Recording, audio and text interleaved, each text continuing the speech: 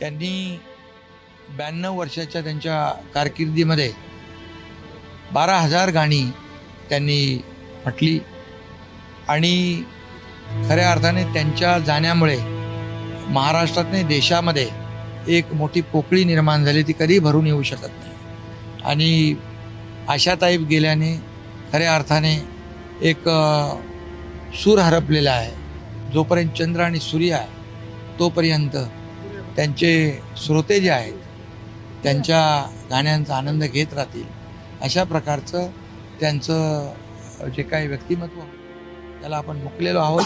मी त्यांना शिवसेनेच्या वतीने आमच्या परिवाराच्या वतीने भावपूर्ण श्रद्धांजली अर्पित करतो. एबीपी माझा, उघडा डोळे बघा नीट.